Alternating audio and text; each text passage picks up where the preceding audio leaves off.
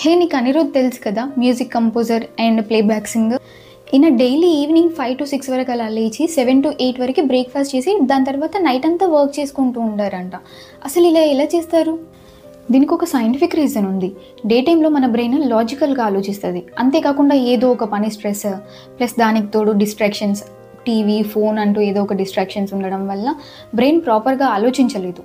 అదే నైట్ టైంలో అయిందనుకో మన బ్రెయిన్ రిలాక్సింగ్ మోడ్లోకి వెళ్ళిపోయిద్ది, అది ఓపెన్ థింకింగ్ మోడ్ లాగా మారిపోయిద్ది. దానికి తోడుగా మనం నిద్రపోవడానికి హెల్ప్ అయ్యే హార్మోన్ మెలటోనిన్ ఇది కూడా ఎక్కువ రిలీజ్ అవ్వడం వల్ల నైట్ టైంలో మన క్రియేటివిటీ, ఇమాజినేషన్ చాలా బూస్ట్ అవుతాయి. అందుకేనా మనకు కూడా నైట్ టైంలో కొత్త కొత్త ఆలోచనలు వస్తూ ఉంటాయి.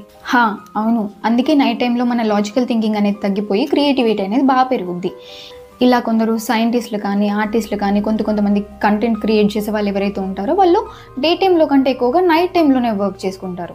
వాళ్ళ ఐడియాస్ అన్నింటినీ ప్రాసెస్ చేసుకుంటారు. అయితే మనం కూడా ఇలా చేసి సక్సెస్ అవ్వచ్చు అంటావా? ఓ మేడం, దీనికి ఫస్ట్ నీకు నీ ఐడియాస్ని ప్రాసెస్ చేసుకునేంత కెపాసిటీ ఉండాలి, నీ బాడీని, నీ మైండ్ని కంట్రోల్ చేసుకునే అంత క్యాపబుల్ కూడా అయి ఉండాలి నువ్వు. లేదంటే ఇది అంతే వర్స్ట్ ఎఫెక్ట్ నీ బాడీ పైన కూడా చూపిస్తుంది. మీ అందరికీ ఇన్ఫర్మేషన్ నచ్చింది అనుకుంటున్నాను. నచ్చితే ఛానల్కి సబ్స్క్రైబ్ చేసుకోండి, వీడియోని లైక్ చేయండి.